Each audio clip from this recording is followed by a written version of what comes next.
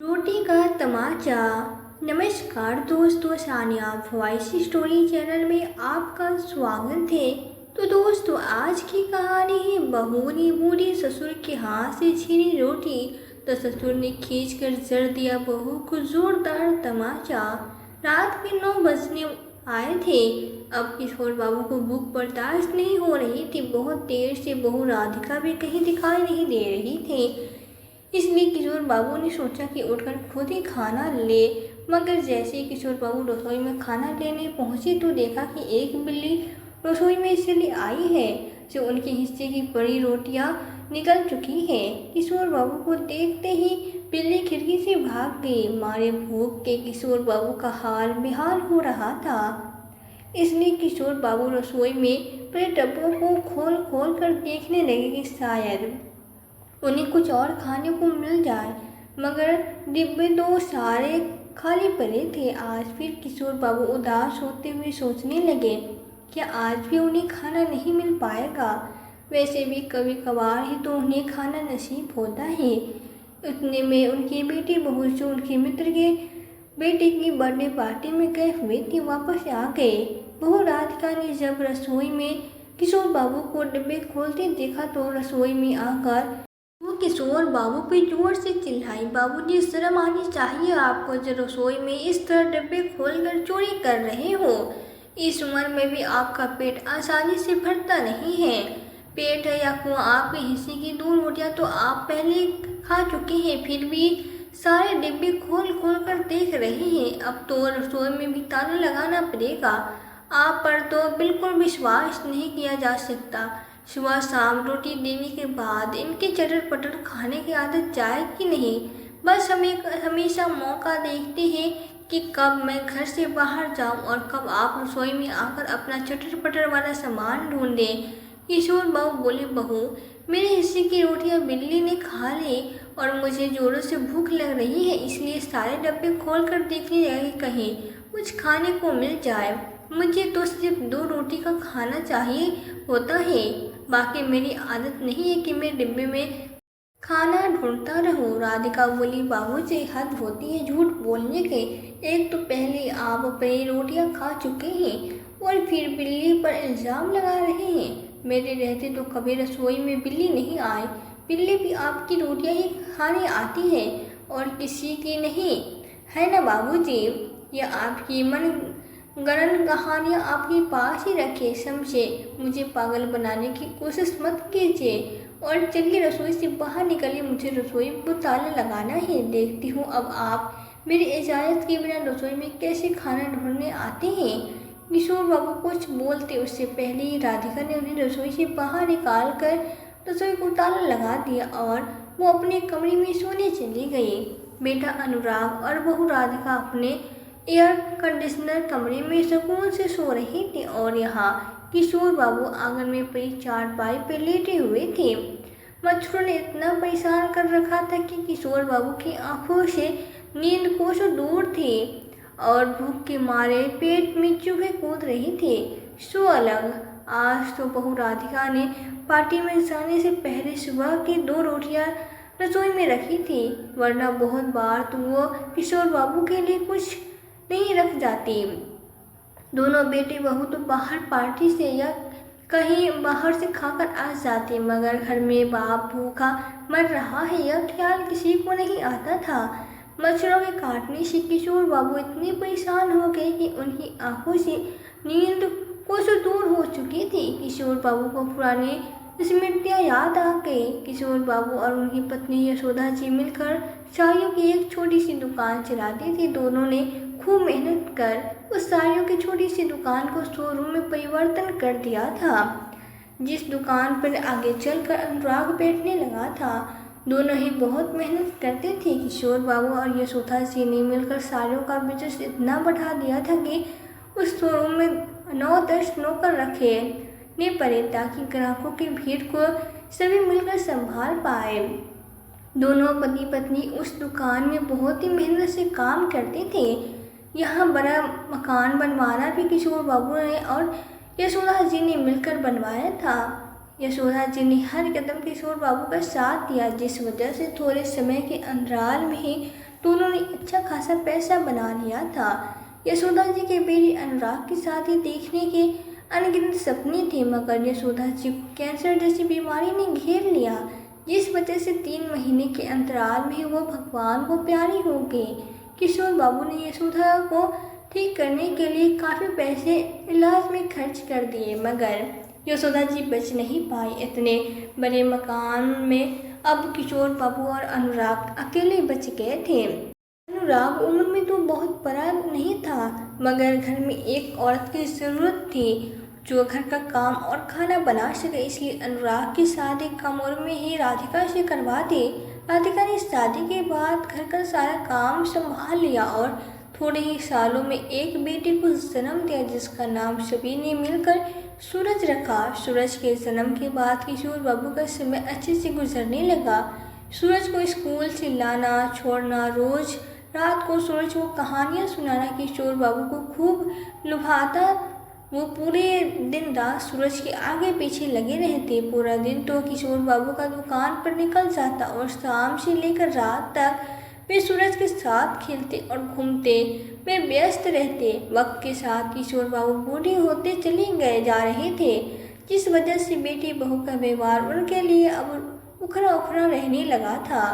एक बार किशोर बाबू दुकान पर बैठे थे और ग्राहक का हिसाब करने में उनसे थोड़े पैसों की चूक हो गई। तब अनुराग किशोर बाबू से बोला कि बाबूजी, अब आपको दुकान पर आने की कोई ज़रूरत नहीं है। अब आप बूढ़े हो चुके हैं, इसलिए दुकान संभालना आपके बस का काम नहीं है। बेहतर होगा कि आप घर पे ही रहें। किशोर बाबू बोले, अरे बेटा अनुराग, वो आंखों का नंबर थोड़ा सा बढ़ गया है ना, इसलिए दिखाई कम देता है। मैंने तुझे पिछले हफ्ते ही भी याद किया था कि मेरे लिए नया चश्मा ला दे, मगर तू नहीं लाया। नया चश्मा ला दे, फिर ऐसी गड़बड़ नहीं होगी। अनुराग बोले, बाबूजी, इस उम्र में भी क्यों मैं मेरे घर से बढ़ाती हूँ। नए चश्मे से बेहतर है कि आप हिसाब किताब करना ही बंद कर दे। और वैसे भी मैं हूँ यहाँ और इतने सारे नौकर भी हैं। आपका क्या काम है यहाँ? जिस किशोर बाबू ने इस छोटी सी दुकान को शोरूम में परिवर्तित किया था, अब उसी दुकान में उनकी कोई ज़रूरत नहीं थी। सारे नौकरों के सामने बेटे द्वारा अपमानित पाकर किशोर बाबू अब पूरा दिन घर पे रहने लगे, लेकिन घर पर वो राधिका को फूटी आंख न सुहाते। राधिका उन्हें न समय पे खाना देती और न समय पे चाय। एक दिन राधिका बेटे सूरज को गरम गरम रोटियां खिला रही थी और बोली, सूरज मेरा राजा बेटा, पहले ये ले, घर का शुद्ध देसी घी इन गरम गरम रोटियों पे लगाया है, झट से खा ले। उतने में सूरज बोला, मम्मा, दादाजी भी अंदर भूखे बैठे हैं। वैसे भी आपने मुझे इतनी सारी रोटियां दे दी है, मैं इतनी सारी रोटी नहीं खाऊंगा। इसमें से थोड़ी रोटी मैं दादाजी को दे आता हूँ। उतने में राधिका उसका हाथ पकड़ते हुए बोली, बेटा पहले तो खा ले, फिर मैं तेरे दादाजी को गरम गरम रोटियां परोस दूंगी। सूरज जब जाकर चला गया, राधिका ने किशोर बाबू को 2 सूखी रोटी थाली में डालकर दे दी। किशोर बाबू बेचारे सूखी रोटियां चिबा नहीं पाए, इसलिए वो रोटियों को पानी में भिगोकर खाने लगे। सूरज अंदर से आया तो वो देख कर वो अपने दादाजी से बोला, आप सूखी रोटी क्यों खा रहे हो?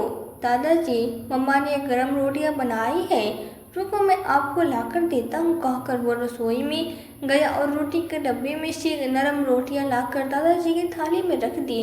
राधिका जब अपने कमरे से आई और उसने अपने बेटे का दादाजी के प्रति प्यार देखा तो वो जल भून गई और उसे यह डर सताने लगा कि उसका बेटा दादाजी का न होकर रह जाए। दुकान से जैसे अनुराग रात को घर आया, वो अनुराग को सारी बात बताते हुए बोली कि उसका बेटा अगर यहाँ उसके दादाजी के साथ रहा तो वो उसके दादाजी का ही होकर रह जाएगा, इसलिए हमें सूरज को बाहर पढ़ने भेज देना चाहिए ताकि वो दूर रहकर हमारे प्यार को समझ पाए।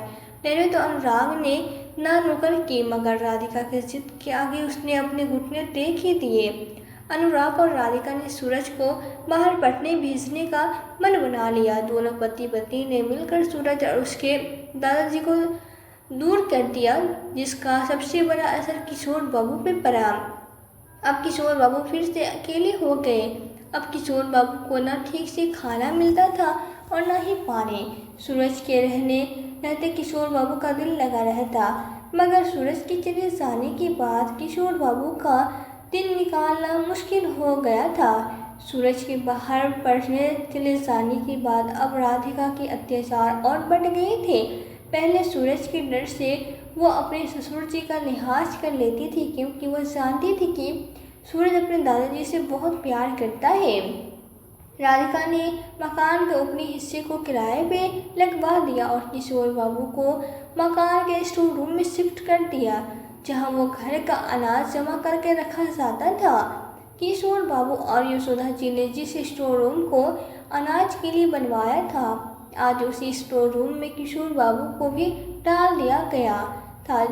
किशोर बाबू और यशोदा जी ने उस स्टोर रूम को अनाज के लिए बड़े बड़े टीन के डब्बे लगवाए थे, जिससे गेहूं दालें आसानी से स्टोर किया जा सकता था। किशोर बाबू ने सपने में भी नहीं सोचा था कि उनके कभी भी ऐसी हालत आएगी कि उन्हें स्टोर रूम में रहना पड़ेगा। एक दिन जब वो बेटे अनुराग से बोले कि उन्हें स्टोर रूम में बहुत गर्मी लगती है, तो अनुराग बोले, बाबूजी आप क्या चाहते हैं कि हमें जो इतना अच्छा किराया मिल रहा है वो बंद हो जाए? आप जानते हैं ऊपर के कमरे किराए पे चढ़ाने के बाद हमें कितना फ़ायदा हो रहा है। आप ठहरे अकेली जान, आप वैसे भी इतने बड़े कमरे में रहकर क्या करेंगे? और आपको स्टोर रूम में नींद नहीं आती है तो बाहर अपनी चारपाई रोज़ रात को आंगन में लगा लिया कीजिए, ताकि आपको हवा मिल पाए। और हाँ, यह भूल जाइए कि अब आप ऊपर के कमरे में जाएंगे, आप प्राकृतिक हवा की तो बात ही अलग होती है। यह बाहर सो जाइए, जिससे आपको गर्मी भी नहीं लगेगी। किशोर बाबू ने इसे ही अपनी किस्मत मान लिया था। अब किशोर बाबू पूरे दिन स्टोर रूम में पड़े रहते और रात को आंगन में चारपाई लगाकर सो जाते। बीच बीच में उन्हें यशोदा जी की बहुत याद आती थी कि कैसे दोनों पति पत्नी ने मिलकर अपनी इतनी मेहनत करके यह दुकान और मकान बनाया, मगर दोनों को कभी कोई ऐशो आराम न मिल पाया। अनुराग के पास पैसों की बौछार होने लगी थी, जिस वजह से बेटी बहू का स्टैंडर्ड बढ़ता जा रहा था। अब आए दिन वे लोगों की पार्टियों में जाने लगे थे और यहाँ किशोर बाबू का हाल बेहाल होता जा रहा था। अब उन्हें 2 वक्त की रोटी भी ठीक से नसीब नहीं हो रही थी। किशोर बाबू की रात आंखों के आंसू पोंछते ही निकल गई। किशोर बाबू सुबह उठे और फिर घर के कामों में लग गए। सूरज जब तक घर में था उसके सारे बेटे बहू ने थोड़ा लिहाज कर रखा था, मगर सूरज के चले जाते ही राधिका किशोर बाबू से घर के काम में करवाने लगे थे। मरता क्या न करता बेचारे किशोर बाबू राधिका के ताने सुनने से बचने के लिए घर के सारे काम भी चुपचाप करते रहते थे। इसके बदले राधिका उन्हें 2 वक्त की सूखी रोटियां देती थी और कभी कभी तो वो भी नसीब नहीं होती थी। एक दिन राधिका ने अपने मायके वालों को खाने पे अपने घर बुलाया और वो किशोर बाबू से बोली, मैं रसोई का काम संभाल रही हूँ, तुम पूरे घर की सफाई कर दो। और हाँ, सफाई जल्दी हो जानी चाहिए ताकि किसी को यह पता ना लगे कि सफाई तुम करते हो। और हाँ, एक बात और, जब तक सब लोग खाना खाकर न चले जाए अपने स्टोर रूम से बाहर मत आइएगा, समझे? और अगर बाहर पैर भी रखा तो देख लेना, मुझसे बुरा कोई नहीं होगा। किशोर बाबू ने पूरे घर की साफ सफाई कर दी और फिर जाकर अपने स्टोर रूम में बैठ गए। बहुत समय बाद आज किशोर बाबू सोच रहे थे, बहू के मायके वाले आए हैं तो बहुत बढ़िया बढ़िया पकवान बने होंगे। आज बहुत समय बाद बहू अच्छा खाना देगी। देखा जाए तो किशोर बाबू ने एक अरसे से अच्छा खाना नहीं खाया था। बहू के मायके वाले सब आ चुके थे, सभी मिलकर बाहर खाना खा रहे थे। यहाँ किशोर बाबू बेचारे भूख के मारे तरस हो गए थे, इसलिए बाहर पानी पीने चले आए। जैसे ही उन्होंने पानी लेने हाथ बढ़ाया, उन्हें राधिका बहू की हंसी ठिठोली की आवाज़ आई। वो बोली, बुढ़ा घर के सारे काम कर देता है मम्मी, इसलिए तो मैं इतनी फ्री रहती हूँ और बदले में इसे 2 वक्त की रोटी दे देती हूँ। आज तो सारे घर की साफ सफाई भी बूढ़े ने ही करवाई है। यह सब सुन किशोर बाबू की आंखों के कोर गीले हो गए और उनके हाथ से मटका नीचे गिर गया। टूट गया। राधिका गुस्से से अंदर आकर बोली, मटका फ्री में आता है क्या बुड्ढे, अब साफ कर इसे। बेचारे किशोर बाबू बहू के मायके वालों के सामने पानी पानी हो गए और रोते हुए मटके के सारे टुकड़े उठाने लगे। उनकी आंखों में लगातार आंसू बह रहे थे। फिर वो फर्श पे पड़ा पुराना पानी साफ करने लगे। इतनी बेइज्जती सहकर किशोर बाबू का दिल आज चकनाचूर हो गया। उनका बेटा अनुराग और बहू राधिका अब उनको नीचे झुकाने का कोई मौका नहीं छोड़ते थे। किशोर बाबू ने अपनी छड़ी उठाई और घर के बाहर चले गए। अनुराग और राधिका ने एक बार भी किशोर बाबू को रोकने की कोशिश तक नहीं की। भूखे पेट किशोर बाबू सड़कों पर चले जा रहे थे। उन्होंने अपनी जेब खंगाली तो उसमें से 500 की एक नोट थी। किशोर बाबू ने 20 रुपए का बड़ा पाव लिया और खाकर स्टेशन की ओर चल पड़े। किशोर बाबू वहां आती जाती ट्रेनों को देख रहे थे और सोच रहे थे कि अब वे घर की रुकी सूखी रोटी नहीं खाएंगे। उन्हें कुछ करना होगा जिससे वो इन 500 को 50 लाख बना सके। वैसे भी किशोर बाबू एक पक्के बिजनेसमैन आदमी थे। उनका दिमाग ऐसी बातों में खूब चलता था। उन्होंने एक पापड़ की दुकान से बहुत सारे पापड़ के पैकेट खरीदे और स्टेशन के पुल पर पापड़ बेचने बैठ गए। देखते ही देखते सारे पापड़ के पैकेट बिक गए और उन्हें 1000 का मुनाफा हुआ। रात को जब वे घर वापस आए, बेटी बहू ने कोई चिंता नहीं दिखाई कि वे कहाँ गए हुए थे और इतनी देर से क्यों आए हैं। अब किशोर बाबू रोज स्टेशन पर बैठकर पापड़ बेचने लगे और जो भी मुनाफा होता उसमें से बाहर से ही कुछ न कुछ खा लेते। घर देरी से आते और सो जाते। सुबह फिर से उठकर अपने काम के लिए चले जाया करते। बेटा बहू तो खुश थे कि बुढ़ा अब घर पे नहीं दिखता है और न दुकान पे, यहाँ तक कि अब इनका खाना भी नहीं बनाना पड़ता है। राधिका इस बात से बहुत खुश थी कि बुढ़ा सुबह ही निकल कर जाता है और वो आराम से पूरे घर में रहती है। सुबह होते ही बुढ़ा निकल जाता है और रात देरी से घर आता है। राधिका और अनुराग ने सारे प्रॉपर्टी पर कब्जा कर लिया था। अब पूरे दिन राधिका घर पर अकेले ऐसे रहती। राधिका अपने मोबाइल पर गेम खेल रही थी। उतने में सूरज का फोन आया। मम्मा, मैं 2 दिन बाद घर आ रहा हूँ। राधिका यह सुनकर खुशी से झूम उठी और अनुराग से बोली, सुनिए जी, सूरज को बिल्कुल पता नहीं चलना चाहिए कि उसके दादाजी हमसे तंग आकर घर में नहीं रहते हैं। हम सूरज को यही बताएंगे कि हम दादाजी दिमाग से थोड़े पागल हो गए हैं। अनुराग ने भी अपनी पत्नी की बात में हाँ मिलाई और दोनों बेटे के आने की खुशी में घर सजाने लगे। राधिका बेटे की पसंद की मिठाइयाँ बनाने लगी और अनुराग सूरज के लिए नए कपड़े लेने चला गया। आज राधिका जब इतनी सालों बाद अपनी पढ़ाई पूरी कर ट्रेन से वापस घर लौट रहा था, उसने अपने दादाजी को स्टेशन पे पापड़ बेचते देखा। उसे दादाजी का यूँ पापड़ बेचते देख झटका सा लगा। उसने दादाजी के पाँव छुए और बोला, दादाजी, आप यहाँ पापड़ क्यों बेच रहे हैं। दादाजी सूरज को देखकर रो पड़े और उसके गले लग गए। सूरज ने जब वापस अपनी बात पर जोर दिया तो वे वहाँ पापड़ क्यों बेच रहे हैं। तब किशोर बाबू ने सारी हकीकत सूरज को बयां कर दी। सूरज ने दादाजी के लिए एक लॉज में कमरा लिया और कुछ खाने पीने की चीज़ें ला कर दी और बोला, दादाजी, जब तक मैं ना कहूँ आपको यहाँ से बाहर नहीं आना है। सूरज को अपने दादाजी की इस हालत पे बहुत तरस आ रहा था और अपने माता पिता पे उसको बहुत गुस्सा आ रहा था। सूरज अपने घर पहुंचा तो सूरज को देखकर उसके माता पिता बहुत खुश हुए। सूरज बोला, दादाजी कहाँ है। मम्मा, राधिका बोली, क्या बताओ बेटा, तेरे दादाजी जैसे जैसे बूढ़े होते जा रहे हैं, सठियाए जा रहे हैं। दिन भर घर से गायब रहते हैं और रात को घर आते हैं। जब 2 दिन हो गए और किशोर बाबू घर नहीं लौटे तो राधिका अनुराग से बोली, सुनिए जी, अब बुढ़ा कहीं मर तो नहीं गया। पूरे 2 दिन हो गए हैं उसको घर से गए हुए, वापस क्यों नहीं आया, लौट आए। अनुराग बोला, मर जाए तो अच्छा ही है ना, हमारे सर से एक बोझ उतर जाएगा। सूरज अपने माता पिता की यह बातें सुन चुका था। अब वो समझ चुका था कि उसके माता पिता कितने गिरे हुए इंसान हैं। सूरज किशोर बाबू के पास आकर बोला, दादाजी, जिस मकान पर पापा और मम्मी अपना हक जमा कर बैठे हैं वो सब कुछ आपका है। हमें केवल द्वारा एक नोटिस भेजनी होगी ताकि मेरे मम्मी पापा की अकल ठिकाने आए। किशोर बाबू भी पोते के साथ मिलकर बेटे बहू को सबक सिखाने को तैयार हो गए।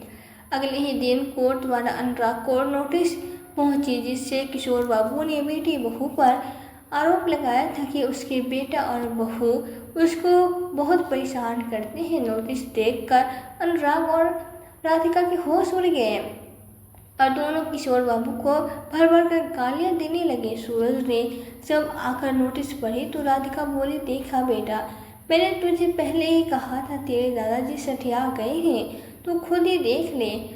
तुझे तो मेरी बातों पर यकीन नहीं हो रहा था ना। हे भगवान, बुढ़े ने हम पे इस घर पर और दुकान को लेकर केस कर दिया है।